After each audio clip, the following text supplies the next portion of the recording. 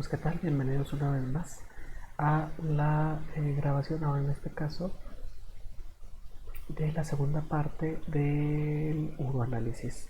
En esta ocasión lo que vamos a ver es el examen general de orina, ya específicamente cómo se forma, cómo se realiza pues el examen general de orina y algunas implicaciones terminológicas al respecto.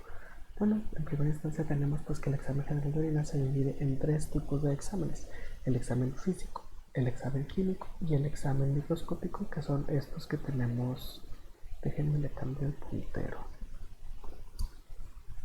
¿Dónde se le puede cambiar?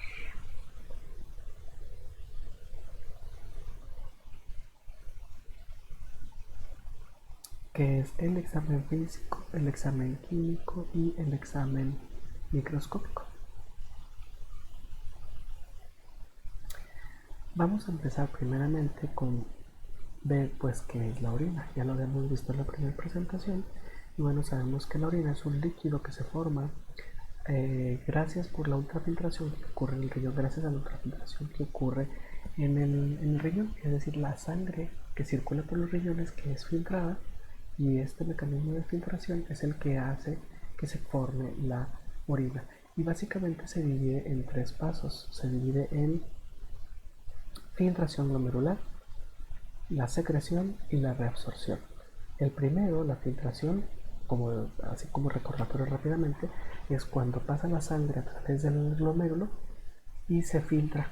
Se filtra la sangre, ciertos los componentes que quepan por ese sedacito son los que se van a filtrar.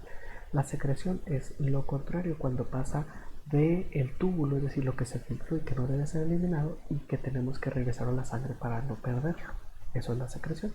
Y finalmente la reabsorción tubular, que es sustancias que están en la sangre y que tienen que ser eliminadas, que no alcanzaron a eliminarse por el glomérulo, entonces pasan directamente de la sangre al túbulo. A eso se conoce como reabsorción tubular. Y bueno, si alguno, ¿verdad?, de estos mecanismos se viera afectado en un momento dado, pues entonces habría una variación en la composición de la orina, y esa variación nos podría en un momento dado estar alertando al respecto de estos cambios que les menciono. Bueno, aquí un esquema así muy sencillo, muy a la Walt Disney: filtración dentro del glomérulo, ¿sí?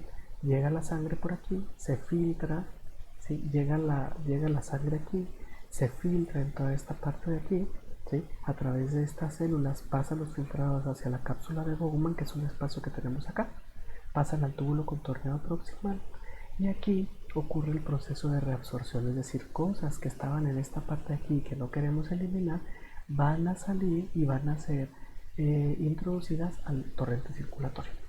Luego tenemos la secreción tubular, que es sustancias que tenemos presentes en sangre y que por alguna razón no se eliminaron por acá, entonces van a ser eliminadas, ¿sí? Van a salir de la luz de los capilares sanguíneos hacia la luz de los túbulos del riñón.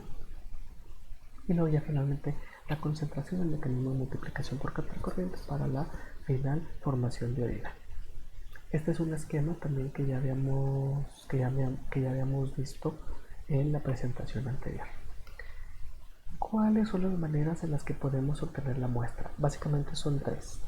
La primera, ¿sí?, es la colección directa. La colección directa, como vemos en esta imagen, ¿sí?, pues es en el caso, por ejemplo, de un perro o de un gatito, esperar, estar pendientes a que el gatito vaya a orinar, y en cuanto veamos que se le empieza a acomodar con su patita levantada, pues colocar el vasito correspondiente para empezar a colectar la muestra de orina.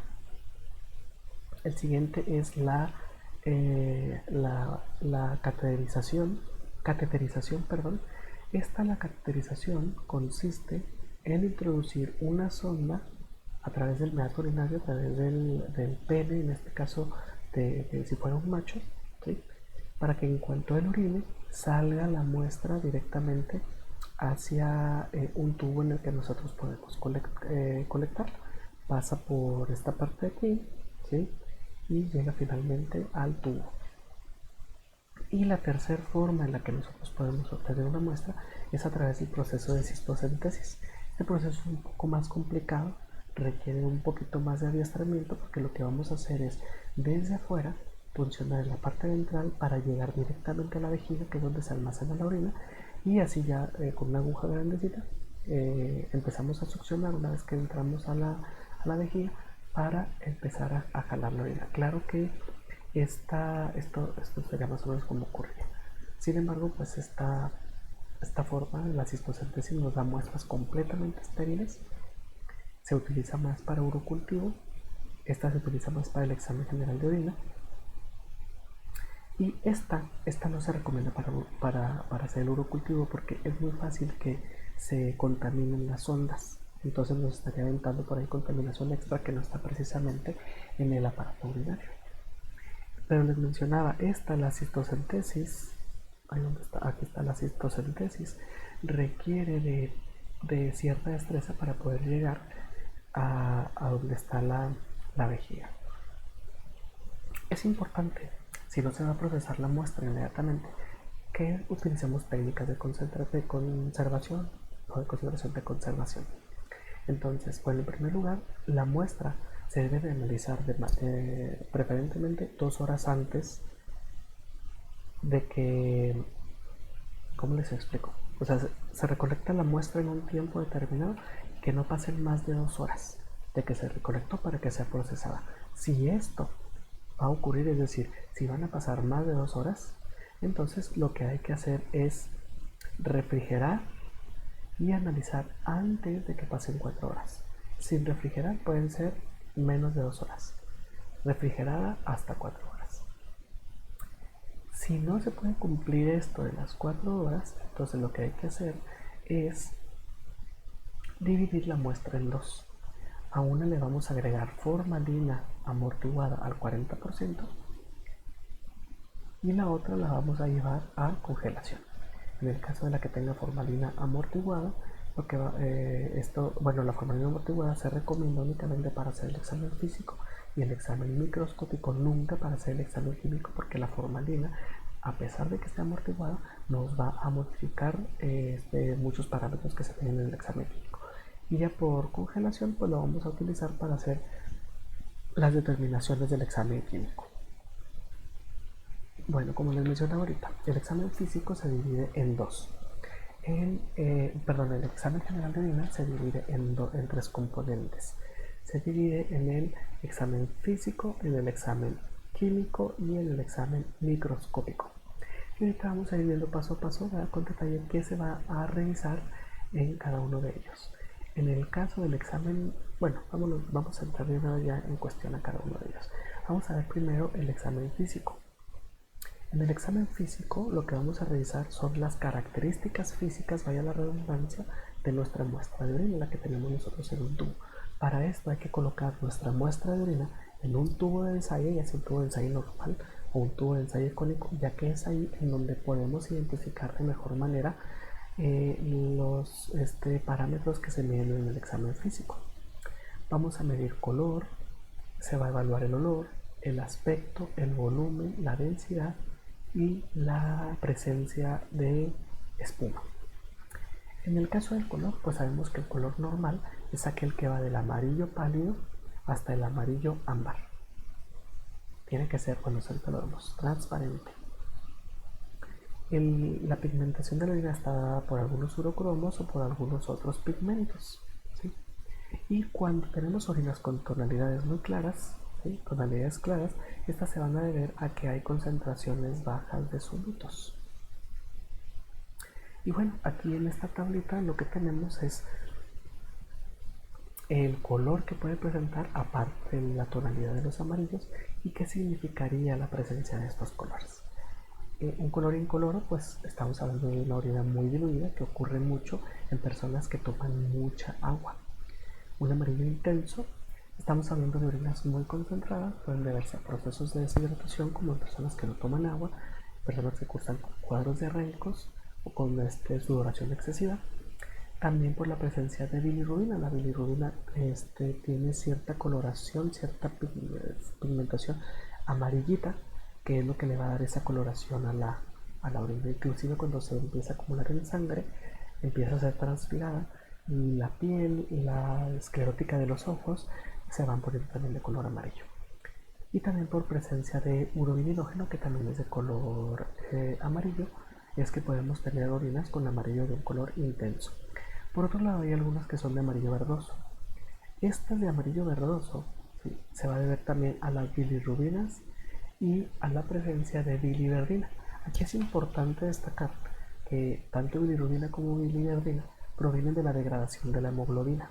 Ahorita vamos a hablar un poquito de la degradación de la hemoglobina y se va convirtiendo de bilirrubina, biliverdina, etcétera, etcétera. Luego urobilinógeno, después a otra que es el que le da el color a las heces, no recuerdo el nombre, pero conforme va avanzando de una a otra va cambiando un poquito el color. Por otro lado tenemos el color café. El color café se puede ver a la presencia de hemoglobina, a la presencia de mioglobina, que es una molécula muy parecida a la hemoglobina, que también transporta oxígeno, también lo hace con átomos, no recuerdo si son átomos de fierro o átomos de cobre, pero el objetivo es la misma, transportar el oxígeno, pero esta la vamos a encontrar en los músculos. Y luego tenemos igual la presencia del exceso de bilirrubina, metahemoglobina, la presencia de eritrocitos o intoxicaciones por mercurio o por plomo. Y también tenemos el color rojo. En el color rojo sería también por la presencia de eritrocitos. ¿Cuál es la diferencia entre que los eritrocitos den color café o color rojo? Pues va a depender del tiempo que tiene de vida el eritrocito. En color café cuando el eritrocito ya está muy degradado, en color rojo cuando el eritrocito todavía está presente en su forma, que no se ha degradado, que sigue siendo un eritrocito como tal y no tan solo dendritos.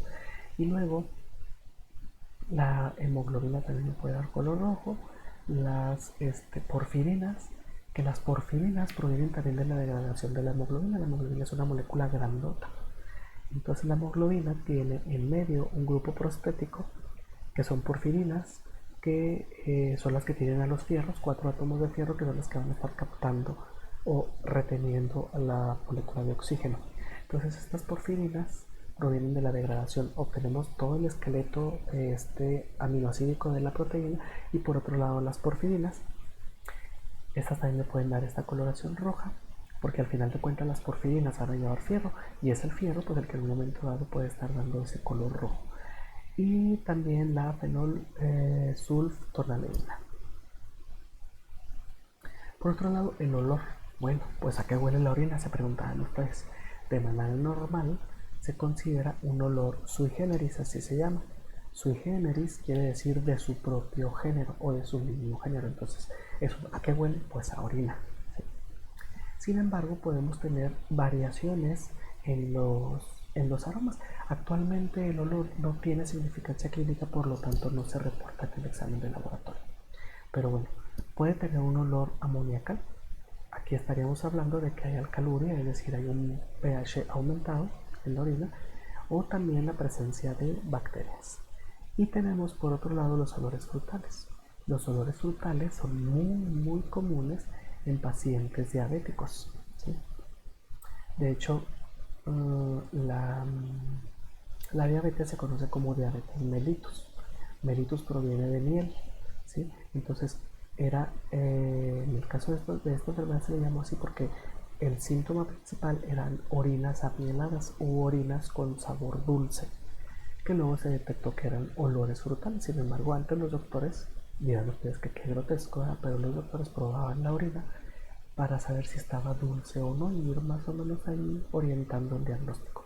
Y también en el caso de cetonurias, es decir, cuando se nos aumentan los cuerpos cetónicos, que también vamos a hablar de ellos, entonces también van a tener un aroma frutal. ¿Cuál es lo que se relaciona las cetonurias con la diabetes? La diabetes, en los pacientes diabéticos vamos a tener glucosuria, es decir, aumento de la glucosa.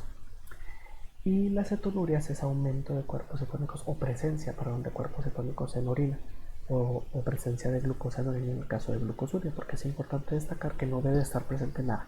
Entonces cuando aparece hay que considerarlo como una alarma. ¿En qué se asemejan las cetonurias con la diabetes? Que tienen un cuerpo o un esqueleto de carbonos muy parecidos. En lo que varía es en los OHs, ¿sí? En el grupo funcional hidroxilo o oxidrilo que tienen la glucosa, o en los grupos cetónicos que al final de cuentas también son oxígenos pero acomodados de diferente manera, que están presentes en el cuerpo carbonado, en el esqueleto carbonado del complejo principal.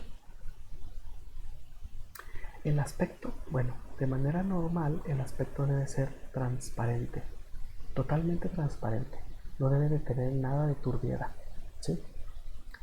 Claro, es decir, no totalmente transparente cuando hay presencia de un petrosoluto, y turbio, ¿sí? Aquí en el caso, ahí ustedes disculparán mi mano, pero no ando muy calibrado, que digamos, si me sale suelta la raya. En el caso de lo turbio, del aspecto turbio, aquí ocurre cuando hay precipitación abundante de solutos, cantidades elevadas de células, de bacterias, de moco o de grasa, ¿sí? Aquí hay que aclarar algo importante, es que en los caballos es muy normal el aspecto turbio debido a la gran cantidad de cristales de carbonato de calcio y de moco que van a estar produciendo, pero esto pues es de manera normal en el caso de los equinos. El volumen tiene significancia clínica en el momento en que queremos evaluar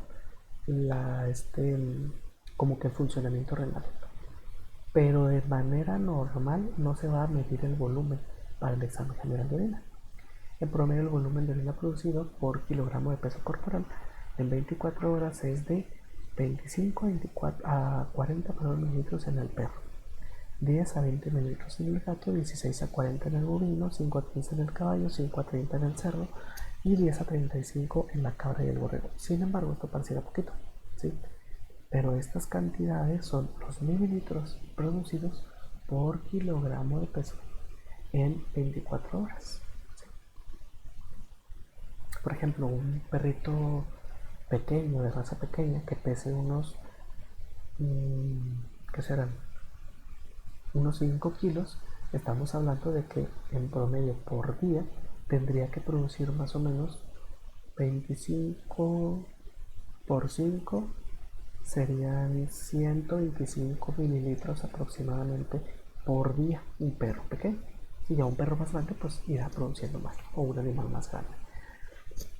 ¿Qué ocurre cuando hay un aumento, ¿sí?, en el volumen? O más bien, ¿cuáles son las causas de que se aumente ese volumen? Que se conoce como poliuria, es decir, que voy muchas veces al baño, se me llena la vejiga y tengo que ir al asiento. Al ratito ya se me vuelve a llenar porque se está produciendo muy rápido la orina o está el volumen aumentado. Pues puede deberse a todo lo que tenemos aquí en esta tablita: insuficiencia renal crónica, diabetes mellitus, piometría, bla bla bla, diabetes insípida, diuresis posobstructiva, etcétera, etcétera. ¿Qué pasa cuando el volumen está disminuido? A lo que conocemos como oliguria, cuando hay muy poca producción de orina, o anuria, cuando se cancela por completo y no está produciéndose nada de orina, que esto sería, pues es una alarma grave, ¿verdad?, que hay que considerar de manera importante. En primer lugar, hipovolemia por deshidratación. Se nos disminuye el volumen de los líquidos corporales en general. Entonces, el mismo organismo, para no perder esos volúmenes de agua ya disminuidos, pues lo que hace es producir menos orina. En el caso también de insuficiencia renal aguda, en el caso de consumo bajo de agua, que en un momento dado puede llevar a un proceso de hipovolemia, también por obstrucción de las vías urinarias, por ejemplo, por la presencia de cálculos, la insuficiencia renal crónica, al igual que la aguda, y pues cuando hay una temperatura ambiente elevada y que estamos empezando a sudar mucho, el organismo detecta que estamos perdiendo el líquido corporal y va a disminuir la producción de orina. Otro aspecto bien importante que hay que considerar es la densidad. De la densidad va a depender si le damos significancia clínica a las proteínas en el caso de los perros. Es importante para el diagnóstico diferencial de las hiperacotemias y la diabetes insípida, así también como para la correcta interpretación de resultados del examen químico y físico. Los valores normales de densidades van de 1.015 a 1.045, y para aquellos que no sepan a qué es a lo que nos referimos con densidad, la densidad es igual a la masa sobre volumen.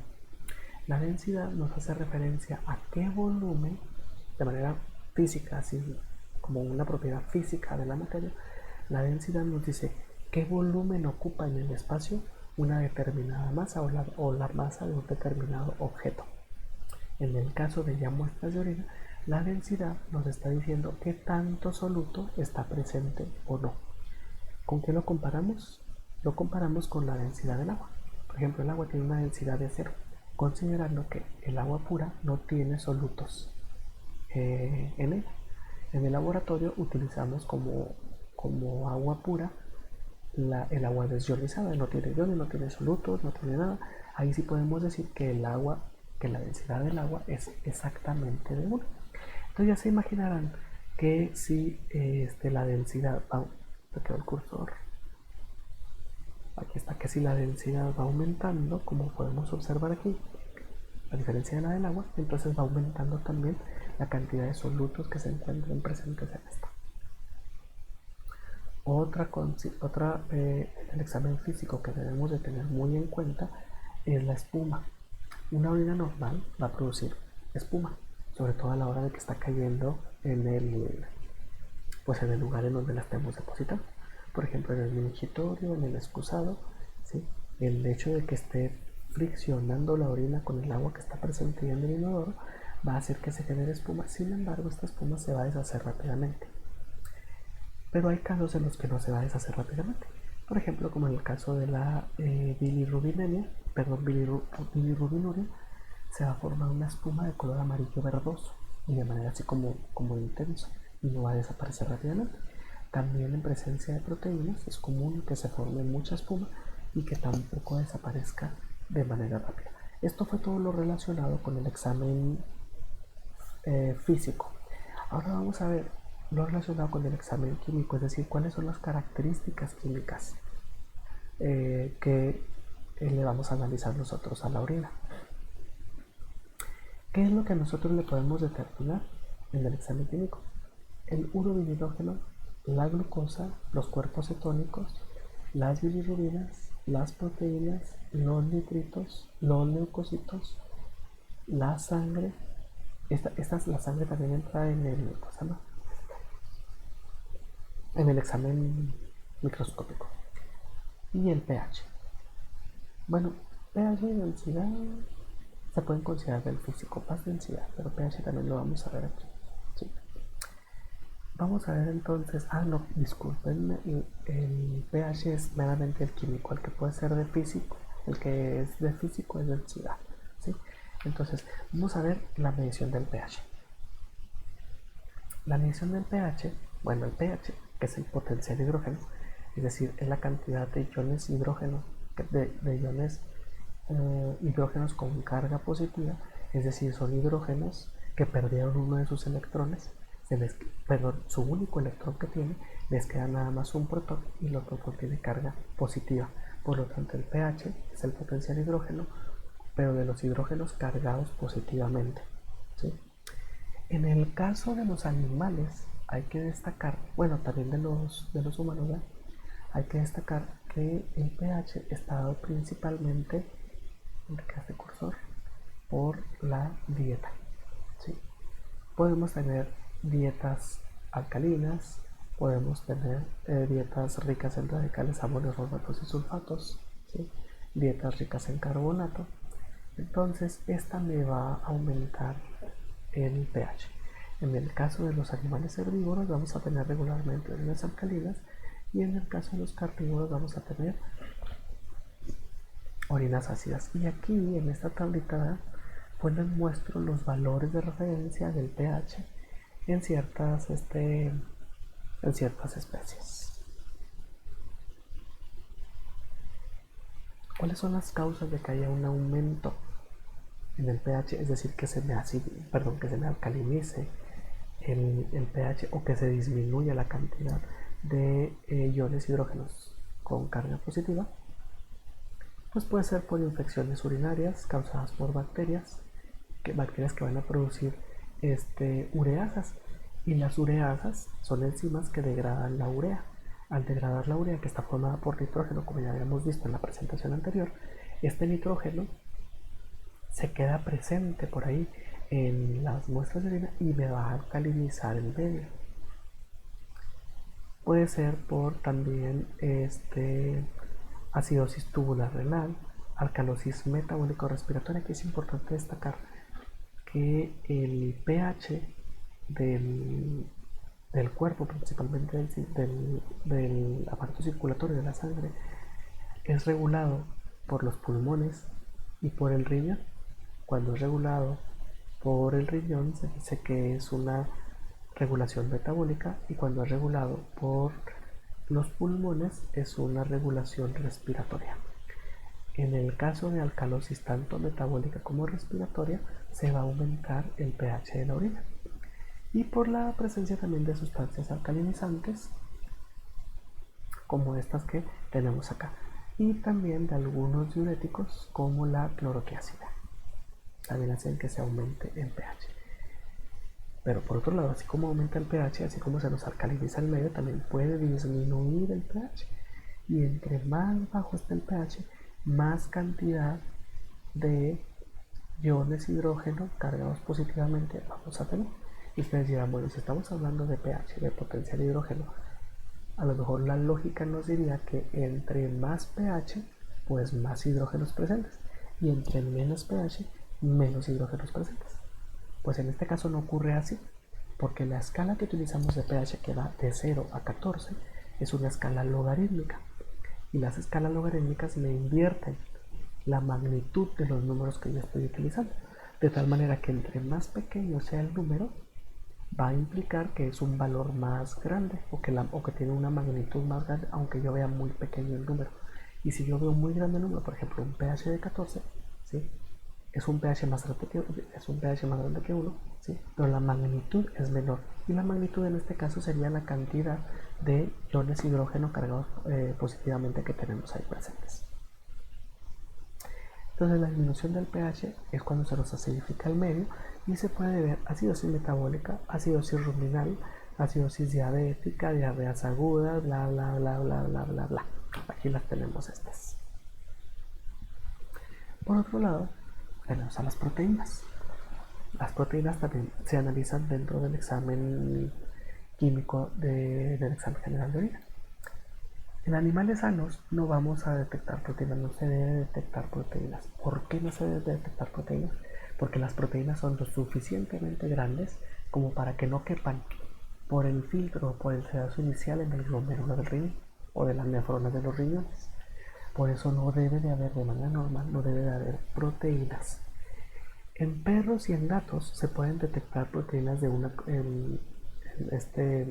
en valores reportados de una cruz. Las proteínas se reportan de 1 a 4 cruces.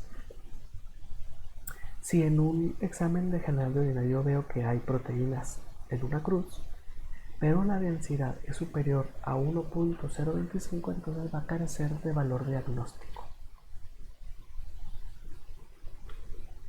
¿Cómo le hago yo para determinar las proteínas? Puede ser a través de una tira reactiva, que era la que les mostraba en la diapositiva inicial del examen químico, y esta tira reactiva me va a detectar nada más la albúmina.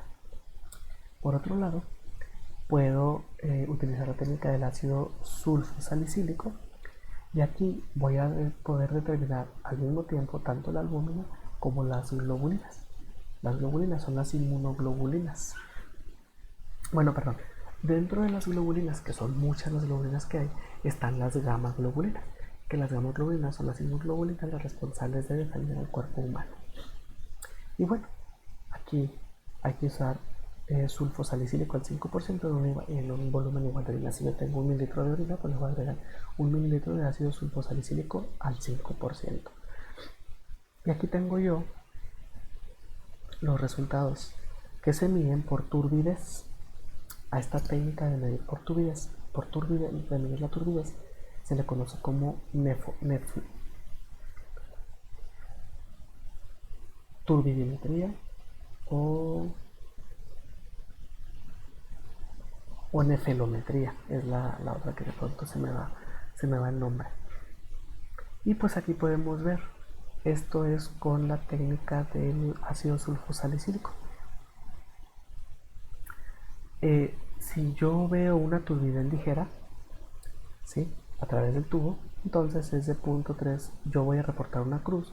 que es aproximadamente 0.3 gramos de proteínas por litro de orina realizada.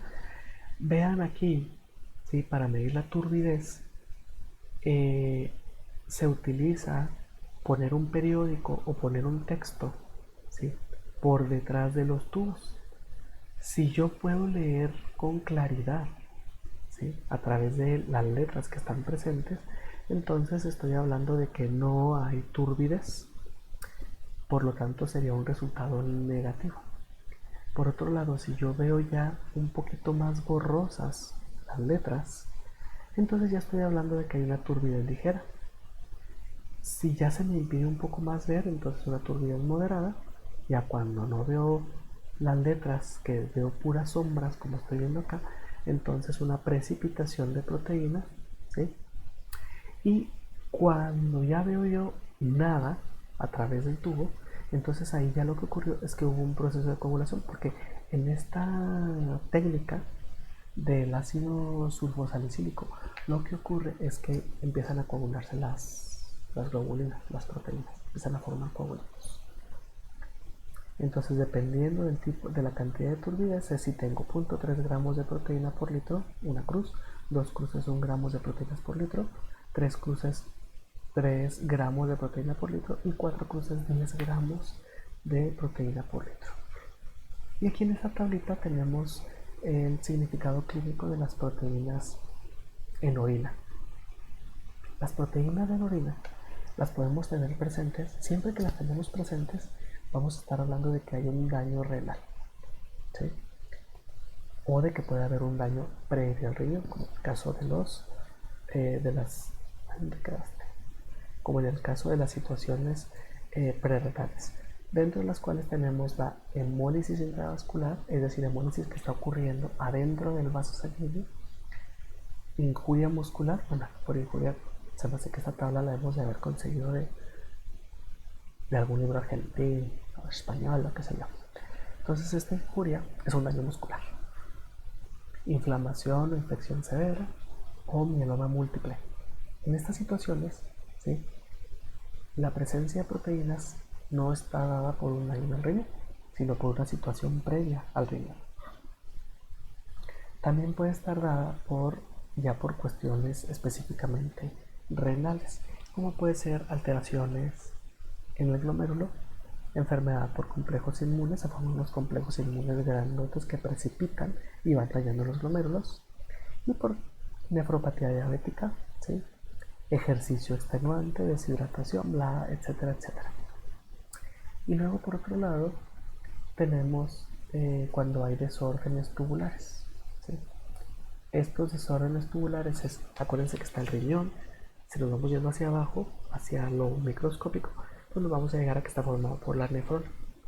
La nefrona es el glomérulo y luego el túbulo contorneado proximal, desciende, asa de Henle, asciende, ¿sí?, túbulo contorneado distal, etcétera, etcétera.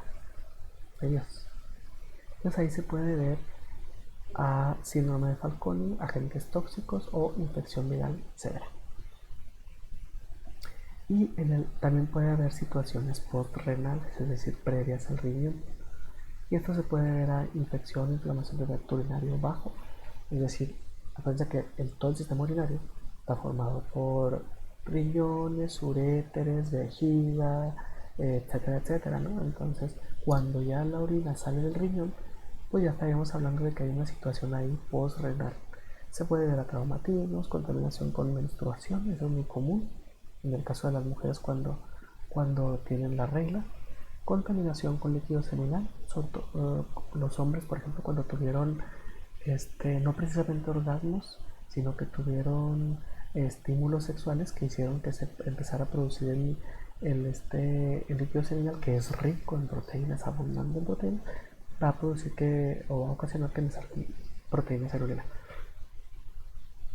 O igual contaminación con secreción vaginal, que es lo mismo que el líquido seminal, son ricas en proteínas. Bueno, para el caso de las proteínas se utilizan para el diagnóstico de las reticuloperitonitis. Que la reticuloperitonitis ocurren en la mayoría de las veces por perforaciones en el retículo, ¿sí? Y estas regularmente pueden ser ocasionadas por la presencia de objetos punzocortantes en los piensos alimentarios o en la comida que se les da a los animales. Pues los animales no detectan, por ejemplo, un ser humano está comiendo algo, detecta algo que no lo puede masticar, inmediatamente se lo saca a la boca. En el caso de los animales no, detectan algo que no pueden masticar y vámonos, se lo tragan. Esos objetos punzocortantes son los que pueden en un momento dado producir una reticuloperitonitis. El diagnóstico, ¿sí?, de la reticuloperitonitis se basan en dos cosas: en el examen físico del animal y en la proteinuria, ¿sí? Entonces, considerando la intensidad de las proteínas, como les decía ahorita, que va desde una cruz hasta 4 cruces, tendrán que indicar el tipo de reticuloperitonitis que corresponde con ese grado de proteinuria encontrada en el examen general de orina. Pero igual se los voy a dejar en las actividades en la plataforma. Y bueno, causas de proteinuria. Aquí vemos otras más. Igual también las prerrenales, todas estas. Las renales, todas estas que tenemos acá. Y las postrenales, estas que tenemos nosotros acá. Ahora vamos a pasar con otra sustancia química que también es importante diagnosticar. Digo, no diagnosticar, sino determinar en el examen general de orina. Y estamos hablando específicamente de la glucosa. Aquí tenemos a la glucosa, ¿sí? Es una molécula que está conformada por 6 carbonos. Sería 1, 2, 3, 4, 5. ¿Y dónde quedó el otro? Ah, acá está, perdón. Es 1, 2, 3, 4, 5 y 6. ¿Sí? Y vean cómo les decía yo que la glucosa tiene radicales oxidrilos. Uno aquí, otro aquí. ¿Los cuántos tiene? Tiene 1, 2, 3, 4, 5 y tiene 6. ¿Sí? Ahora, la glucosa la podemos tener en su forma abierta o en su forma cerrada, que la forma cerrada se conoce como forma de diacetal, que es cuando este oxígeno se va a unir con uno de los, va a formar el oxígeno de uno de los OH, va a hacer enlace con un carbón, con uno de los carbonos, y hace que se cierre, que se arme un círculo. Pero también la podemos encontrar de manera abierta. Pero bueno, en animales sanos, como les decía, con las proteínas, la glucosa debe ser negativa. Su valor normal de glucosuria es negativo, no debe estar presente. Cuando está presente se le conoce como glucosuria. Cuando está presente se le conoce como glucosuria y se debe principalmente a dos causas. La primera es sobrepasar el umbral renal, que es más arriba de 12 milimol por litro, o a que hay un daño a nivel de túbulo proximal. Vamos a platicar un poquito de por qué ocurre. Por ejemplo, ¿qué pasa cuando se sobrepasa el umbral renal? Se le conoce como umbral plasmático renal. Todo lo que está circulando en sangre, en un momento dado, va a terminar en la orina. ¿Por qué? Porque se filtra, porque la orina es un ultrafiltrado de la sangre. Entonces, en el caso de las sustancias que no deben de filtrarse o que se filtran pero que luego deben de ser reabsorbidas, como el caso de la glucosa, que no la debemos de eliminar, el umbral se refiere a la cantidad que puede haber circulando en sangre y que al sobrepasar esta cantidad es cuando ya la voy a empezar a encontrar en orina. ¿Sí? En este caso, el umbral es de más de 12 milimol por litro. Si yo tengo en glucosa, digo en sangre, 12 milimolar o milimol de glucosa por litro de sangre en este caso, entonces no se me va a ir en orina. Sin embargo, si tengo más de 12 milimol por litro por litro de sangre, entonces sí la voy a empezar a eliminar por orina. Y en el caso del daño tubular proximal, como les decía, la glucosa toditita se va a filtrar, toditita se nos va a ir, pero en cuanto llegue a las primeras partes del túbulo proximal, inmediatamente va a empezar a ser reabsorbida, es decir, va a pasar de la luz del tubo donde se está formando la orina hacia los, ¿cómo se llaman estos? Hacia los capilares. Hay varios tipos de glucosuria. La glucosuria con hiperglucemia. Hiperglucemia quiere decir hiper, alto, gluce de glucosa y emia de sangre. ¿Sí? Entonces, glucosuria quiere decir presencia de glucosa en orina. Y si además hay presencia de glucosa en sangre, además hay presencia alta de glucosa en sangre, entonces, pues quiere decir que se superó el umbral plasmático renal que les mencionaba ahorita en la diapositiva anterior. Esto se puede ver en casos de diabetes mellitus, hiperadrenocorticismo, estrés en el caso de los gatos, etcétera, etcétera. Pero por otro lado puedo tener yo glucosuria con normoglicemia, es decir, que las cantidades de glucosa en sangre estén normales. Cuando yo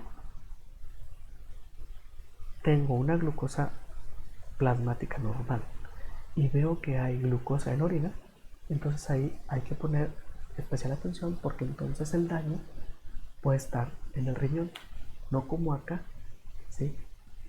Que en la mayoría de los casos, si yo veo que está superado el umbral plasmático renal, entonces el daño no está en el riñón, el daño está en que hay mucha concentración de glucosa en sangre. Entonces, aquí en el caso de esta glucosuria, pues puede ver dónde quedó el cursor. Ay, no lo veo. Ay, discúlpenme. Aquí está. Puede ser síndrome de Fanconi, insuficiencia renal aguda o administración de aminoglucósidos que están por acá de este lado. ¿Sí? Otro aspecto importante es los cuerpos cetónicos. Los cuerpos cetónicos provienen principalmente, ojo, principalmente no es la única fuente, de la degradación de los ácidos grasos. ¿De dónde obtenemos los ácidos grasos? De la dieta, de lo que comemos. ¿Sí? En el caso de los animales es lo mismo, a través de una ruta metabólica que tiene el nombre de beta oxidación de ácidos grasos. Los ácidos grasos no son otra cosa más que moléculas bien grandes, ¿sí? Con esqueletos de carbono.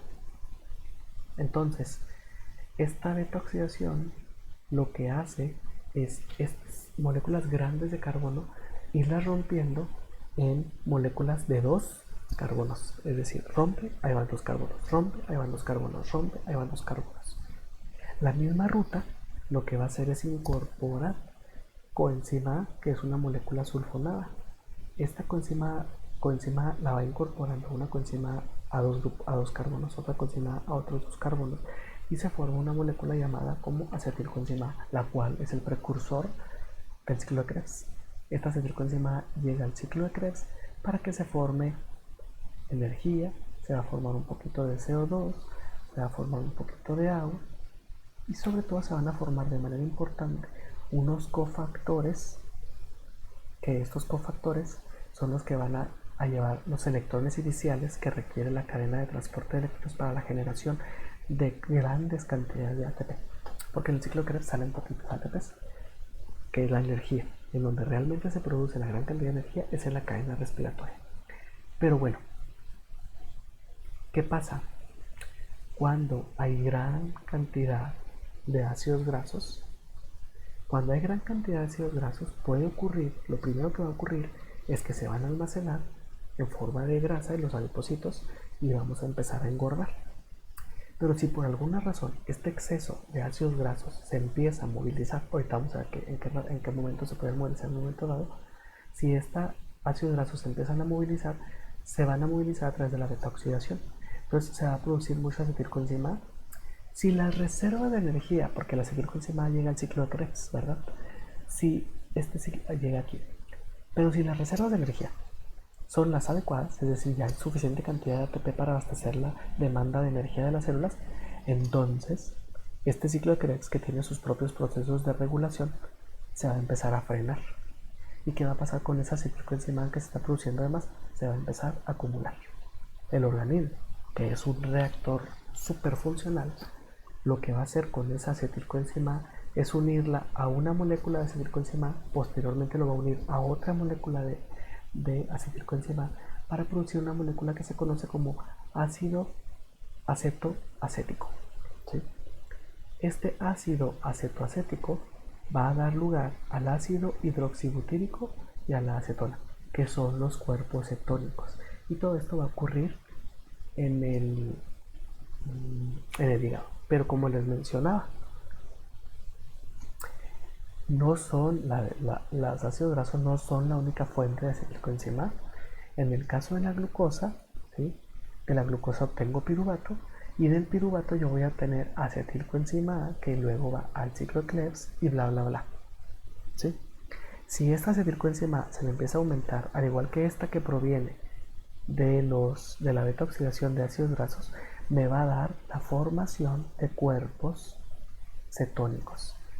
Como les mencionaba ahorita, los cuerpos cetónicos y la glucosa se parecen mucho porque son compuestos carbonados también, con carbono, con cadenas de carbono, con hidrógenos y con oxígenos. Sin embargo, es la manera en cómo tienen acomodados los oxígenos que lo que las distingue entre una y la otra, lo que les hace diferentes. Los cuerpos cetónicos, al igual que la glucosa, también se pueden utilizar como fuente de energía. Sin embargo, los cuerpos cetónicos le van a funcionar única y exclusivamente al cerebro. Para todo lo demás existe no es cierto, para todo lo demás existe la glucosa.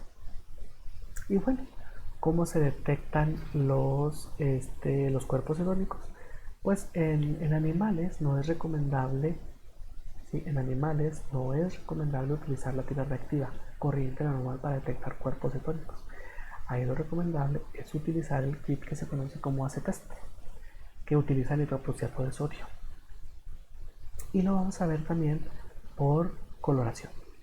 El medio al que yo le agregue el nitroprusiato de sodio, digo la orina a la que yo le agregue nitroprusiato de sodio, va a ir cambiando de color según, está oscuro, porque, sí, va a ir cambiando de color, ¿sí?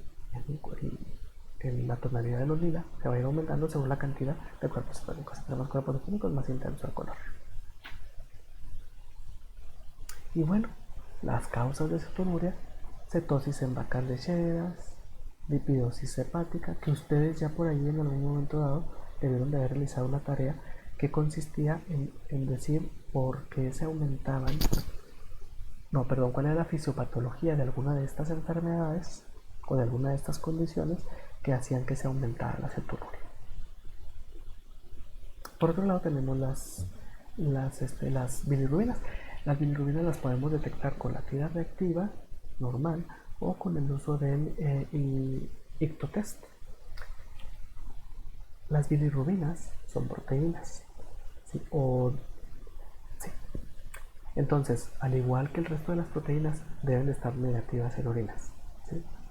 En todas las especies, excepto en perros, cuya densidad urinaria sea 1.025. Y aquí la vamos a ver también en el caso del ICTO-test como un aumento en la coloración del medio de la almohadilla o de la almohadilla en la que pongamos la pastillita, ¿sí? Bueno, aquí tenemos un esquema. Déjenme ver qué hay después. Tenemos muy a la Walt Disney un esquema del metabolismo de las bilirrubinas. Como les mencionaba ahorita, las bilirrubinas vienen por la degradación de la hemoglobina, específicamente degradación que ocurre en las células del retículo endotelial, del sistema retículo endotelial. La hemoglobina lo que va es que primero le vamos a quitar el grupo, ¿cómo se llama ese grupo? El grupo prostético, ¿sí? Que son porfirinas, y vamos a obtener la bilirrubina no conjugada. Va a llegar al hígado, ¿sí? Esta bilirrubina no conjugada se va a convertir en bilirrubina conjugada, que va a terminar en el intestino, ¿sí? Atraviesa a través de un conducto biliar. Esta bilirrubina conjugada se convierte en estercobilirógeno, que ahorita no me acordaba del nombre del que le da el color a la materia fecal, que es el estercobilirógeno. Se produce en el intestino delgado. Este estercobilirógeno llega al intestino grueso, ¿sí? Puede ser eliminado, va a ser eliminado, ¿verdad? Porque es la materia fecal, pero también, ¿sí?, puede regresarse ese estercobilirógeno al hígado a formar parte de la bilirrubina no conjugada y luego va a llegar, ¿sí? Este estercobilinógeno también va a llegar al riñón, en donde ahí se va a convertir en urobilinógeno. El estercobilinógeno es de color café, mientras que el urobilinógeno es de color amarillo. De ahí que las muestras de excremento tengan colores normales cafés y las muestras de orina tengan colores amarillentos. ¿Y las causas de bilirrubina? Pues según tenemos por ejemplo ictericia hepática. Por alguna razón se está aumentando las bilirrubinas, ¿sí? Y producen ictericia hepática. Y bueno, aquí podemos ver el resto de ictericia poshepática, ictericia hepática y obstructiva. ¿Sí? El urobilinógeno. El urobilinógeno, pues como les decía ahorita, o como veíamos ahorita, ¿sí? A final de cuentas viene de la degradación de la hemoglobina, que pasa a ser bilirrubina no conjugada, luego por ahí se convierte en biliverdina, después en estercobilinógeno y luego ya en urobilinógeno. Bueno, no recuerdo si la biliverdina se produce entre estercobilinógeno entre bilirrubina conjugada y estercobilinógeno o entre estercobilinógeno y urobilinógeno, pero por ahí anda también. Entonces, este urobilinógeno también es importante que se determine. En perros va a existir de manera una producción, ¿cómo se llama? Una producción basal baja, y en todos los animales el resultado debe estar completamente negativo. Y lo vamos a utilizar como diagnóstico diferencial de daños en el hígado o de daños en el riñón. ¿Por qué se aumenta el urobilinógeno? Pues puede ser por las causas que aquí se mencionan y que también a ustedes ya les encargué que identificaran o que mostraran más bien en su cuaderno la fisiopatogenia de por qué en cada una de estas situaciones se está aumentando el urobilinógeno. Por otro lado tenemos a la hemoglobina. Sabemos perfectamente que la hemoglobina debe estar negativa para todas las especies, ¿sí? Solo las hembras que presenten que están en celo pueden presentar ciertos valores de hemoglobina en orina. Igual aquí vemos esta tablita que nos muestra todas las causas de que se aumente la hemoglobina en orina y que ustedes ya estudiaron la fisiopatología o ya hicieron la tarea. Por otro lado tenemos la hematuria. Nosotros sabemos, aquí es importante destacar la diferencia entre hematuria y la diferencia entre hemoglobinuria. Hemoglobinuria es presencia de hemoglobina en orina y hematuria es presencia de sangre en orina. La hemoglobina viene contenida dentro de la orina, ¿sí? Sin embargo, la hemoglobina que nosotros medimos es la que se está destruyendo el eritrocito por alguna razón, está liberándose esa hemoglobina que venía en un inicio contenida en el eritrocito y la que se está eliminando por orina, ¿sí? Y en el caso de hematuria es cuando el eritrocito se filtra. Esto es porque ya hay un daño, ¿verdad? A nivel renal, y ahorita vamos a ver qué daños pueden ser. Aquí puede verse cursor, a tratamiento por urolitosis, es decir, por piedras o por cálculos. Los cálculos, conforme se van moviendo por las diferentes partes del riñón o por los túbulos, pueden ir haciendo lesiones, que estas lesiones sangren, y entonces esos eritrocitos que se desprenden pues llegan a la orina. Y pues por todas estas otras razones que vemos acá. También tenemos a los nitritos. Los nitritos son indicativos de infecciones bacterianas renales. El problema es que en los animales esta presencia de nitritos también va a depender de la dieta, si es rica o pobre en nitratos, por lo que no se utiliza los nitritos como un parámetro seguro, porque a lo mejor si están aumentados los nitritos en la dieta, pero los nitratos, pues me van a aparecer nitritos, ¿sí? Nitritos en la orina, y no voy a saber si fue por la dieta o si fue porque efectivamente hay alguna infección bacteriana. Y bueno, Ya vamos llegando a la parte final de esta presentación y el último o el tercer examen que se realiza, es examen físico, examen químico. Ahora vamos a ver el examen microscópico, que es aquella parte en la que vamos al microscopio para ver qué nos encontramos en los sedimentos urinarios. Para poder hacer el examen microscópico, primero hay que centrifugar, ¿sí?, la orina. Voy a tomar aproximadamente 1 mililitro, y con eso es más que suficiente, en un tubo de ensayo, en un tubo cónico preferentemente. Lo llevo a centrifugar. Cuando ya sale de la centrífuga, decanto la muestra de orina, ¿sí?, y yo con una pipeta, con una micropipeta, o inclusive así con el mismo dedo, voy a tratar de disolver lo que se precipitó, el pellet o el botoncito que se formó. Lo disuelvo, y entonces ahora sí, ya de ahí voy a tomar una cantidad determinada, voy a poner una gotita, pongo en el cubreobjetos, en el portaobjetos, un cubreobjetos, y a observar el microscopio. ¿Qué me puedo encontrar? Me puedo encontrar leucocitos, eritrocitos, células epiteliales, cilindros, cristales, bacterias, hongos, parásitos, espermatozoides y grasa.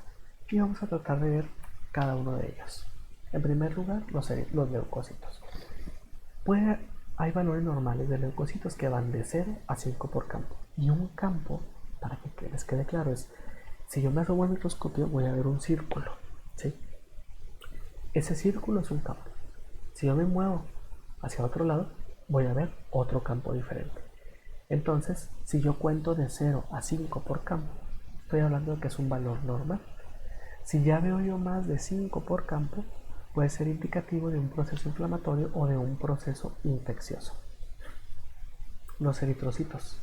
Aquí el valor normal es más disminuido, es de 0 a 2 por campo el valor normal, o de teor ninguno, que bueno, es el 0. Todos estos que tenemos aquí, ¿sí? Todos estos son los eritrocitos. Si me los encuentro, es porque hay algún daño, ya sea a nivel glomérulo o un daño a nivel túbulos colectores.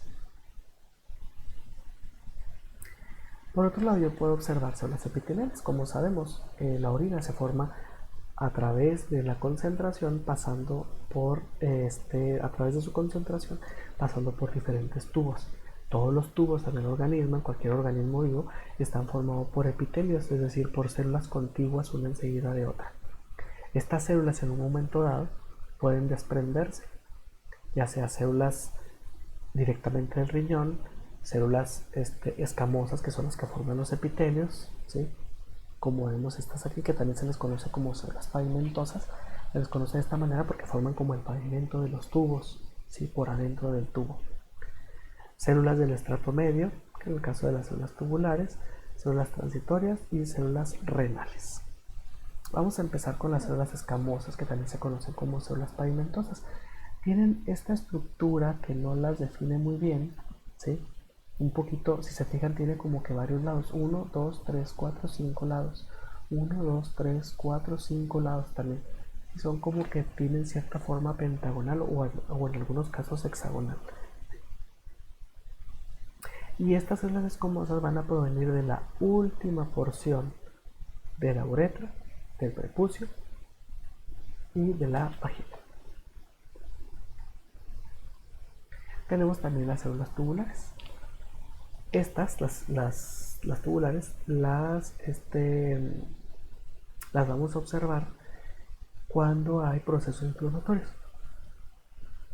o también cuando hay daño mecánico, ¿sí? Por ejemplo, alguna piedrita, algún cálculo que esté por ahí pasando a través del tubo, está raspando el epitelio y se desprenden estas células que, si se fijan, a diferencia de estas que tenemos acá, son más pequeñas, ¿sí?, y están muy redondeadas. Tenemos las células de transición, que estas provienen del tracto urinario que va desde la pelvis renal hasta la parte proximal de la uretra, es decir, ya casi saliendo del riñón, ¿sí? Y estas se pueden deber a daño directo, ay, ¿dónde queda? Se me pierde este punto, a daño directo o a procesos inflamatorios y neoplasias. Y luego ya finalmente tenemos las células renales. Estas es bien raro que las observemos. Y provienen de los túbulos renales, que están bien adentro, metidos así adentro del riñón, ¿sí? Y se observan solo cuando hay daños muy severos en el parénquima renal, que es una de las capas del riñón, que es en la que están contenidas la mayor parte de los túbulos renales. Bueno, otras estructuras que también es importante que se determinen o que se evidencien si es que están presentes, que se reportan que se indiquen en el reporte de laboratorio, son los cilindros. Los cilindros generalmente van a ser desarrollados a nivel de túbulos distales y por eso adquieren esta forma cilíndrica y van a estar formados por una matriz proteica, ¿sí? Formada principalmente por mucoproteínas, es decir, por moco, y que es secretada por las células tubulares. Me pasé. Aquí voy a la Walt Disney. Bueno, no, esta es una imagen real que Walt Disney 28 podemos ver un túbulo, un cilindro, ¿sí? Hay varios tipos de cilindro. Los cilindros hialinos, los cilindros granulares, aquellos que tienen gránulos en su interior, los cilindros celulares, que se les ven de manera evidente las células, los cilindros serios y los cilindros grasos. Los cilindros hialinos son aquellos cilindros que se ve completamente el cilindro, ¿sí? Como lo podemos observar aquí, pero sin nada adentro, transparentes. Estos pueden deberse por la presencia de proteínas, enfermedad renal crónica, ejercicio exhaustivo, deshidratación, entre otros. Tenemos los cilindros granulares que vean como, a diferencia de estos, que se ven completamente transparentes, vean estos, ¿sí? Cómo se ven gránulos en su interior. Estos se forman también por la presencia de proteínas, a los cuales llegan y se le adhieren restos celulares, ¿sí? Y se asocian con daño en el túbulo. Y luego tenemos los cilindros celulares, que pueden ser cilindros epiteliales en el caso de que hayan atrapado células epiteliales, leucocitarios, ¿sí? En el caso de que hayan atrapado leucocitos dentro de sí, como aquí vemos 1, 2, 3, o hemáticos, aquellos que atraparon eritrocitos, y aquí están una gran cantidad de eritrocitos, pero vean cómo los tres, independientemente de cuál sea de qué sea lo que tienen dentro, tienen esta forma de tubo, por eso se les conoce como cilindros. Luego tenemos los cilindros serios. Los cilindros serios son aquellos cilindros granulares en un inicio que pierden su continuidad. Si se fijan, aquí vemos una pérdida de la continuidad, ¿sí? Sus bordes se ven rotos. Tenemos también los cilindros grasos, que luego va a ser común que los veamos así como en tipo espiral, sin embargo no es que sea tipo espiral. Ay Dios, ¿dónde está? ¿Sí? Sino que le podemos ver estas cositas aquí, por ejemplo esto de aquí, esto blanco de aquí, ¿sí? Que no es otra cosa más que la grasita. Recuérdense que las grasas no se llevan con el agua. Aquí en la muestra orina tenemos una gran cantidad de agua, entonces se separa un poquito esa grasa y lo que es aumentado pudiera verse de esa forma. Por otro lado tenemos los cristales. Los cristales que se pueden formar por el acúmulo de ciertos minerales. Y va a depender del tipo de sal, ¿sí? O el tipo de mineral que lo constituye. Y regularmente la presencia de cristales se asocia con la presencia de piedras en los riñones. Ya es muy tarde y tengo mucho sueño, una disculpa en verdad. El pH, ¿sí? Es bien importante, es crucial, ¿sí? El tipo de pH, digo el pH que esté para el tipo de cristal que se pueda formar. Tenemos muchos tipos de cristales: ácido úrico, urato amorfo, fosfato amorfo, oxalato de calcio, fosfato triple, carbonato de calcio, urato de sodio, urato de amonio, cistina, leucina, tirosina, colesterol y bilirubinas. Vamos a empezar con el ácido úrico. El ácido úrico es de los más comunes, al igual que el oxalato de calcio y el urato amorfo y el fosfato amorfo. Miren, son comunes en los dálmatas, en las aves y en los reptiles, y se asocia mucho a la presencia de piedras en el riñón. Aparecen, ¿sí?, cuando el animalito padece de gota. Que es la gota no es otra cosa más que exceso de ácido úrico en sangre. Si hay exceso de ácido úrico en sangre, va a haber exceso de ácido úrico en orina, y ese ácido úrico llega un momento en que ya no se puede solubilizar, se satura la solución y empieza a precipitarse, y es como lo vamos a ver de esta manera. Y como les decía, el ácido úrico, la presencia de ácido úrico trae como consecuencia la instalación o la manifestación de la enfermedad conocida como gota, que puede ser gota primaria, ¿sí?, o puede ser gota secundaria, que vienen las características de cada una de ellas. Tenemos también el urato amorfo, pues no son otra cosa más que sales de ácido úrico. Las vamos a, fíjense, es bien importante. El urato amorfo lo voy a encontrar en orinas ácidas o neutras, ¿sí?, es decir, con pHs que van del 0 al 7, a 7.3, 7.4. Pueden estar presentes cuando el paciente cursa con estados febriles o con gota. Por otro lado tenemos el fosfato amorfo. Vean que se ve muy parecido, ¿sí?, de cómo se ve el urato amorfo. Diferencias: el urato amorfo es mucho más denso, mientras que el fosfato amorfo es más, se produce de manera más, no tan abundante, pues, que lo podemos observar así separadito, no tan denso como el urato. ¿Cómo diferencio? Si yo estoy en el microscopio y veo cosas muy parecidas, que en este caso este tipo de cristales, ¿cómo le diferencio? Bueno, los fosfatos aparecen en orinas alcalinas. Si yo veo esto de aquí, o veo esto de acá, inmediatamente reviso qué pH tiene. Ya con el pH yo puedo saber si me estoy hablando de uratos o si estoy hablando de fosfatos. Otro también muy común, y sobre todo que tiene una forma muy característica, muy bonita, es el oxalato de calcio. Es bien común encontrarlo en orinas ácidas, ¿sí?, y esta se incrementa por el consumo de tomates, de espárragos, de naranjas y de manzanas. Y aquí hay algunas otras reacciones, algunas otras situaciones que producen que haya presencia de cristales de oxalato de calcio. Fosfato triple. Vean cómo se ve diferente. Ay, ¿dónde quedó el cursor? Vean cómo estos tienen esta especie de tachita que yo les digo que los hacen parecer como sobrecitos de cartas, ¿sí?, esta de aquí y esta de acá. Y en el caso del fosfato triple, pues se ven más bien como si fueran pirámides con la punta mocha, o como si fueran sarcófagos, ¿sí? Tenemos los uratos de amonio. Estos parecieran, si ustedes pudieran ver ácaros o piojos, ¿sí?, en el microscopio se ven así más o menos, como que eso parece. Tenemos los cristales de leucina, que se deben a la intoxicación por tetracloruro de carbono, ¿sí?, y que es bien fácil que yo los confunda con leucocitos. Entonces, aparecen en orinas de pacientes que tienen necrosis o degeneración tisular, etcétera, etcétera.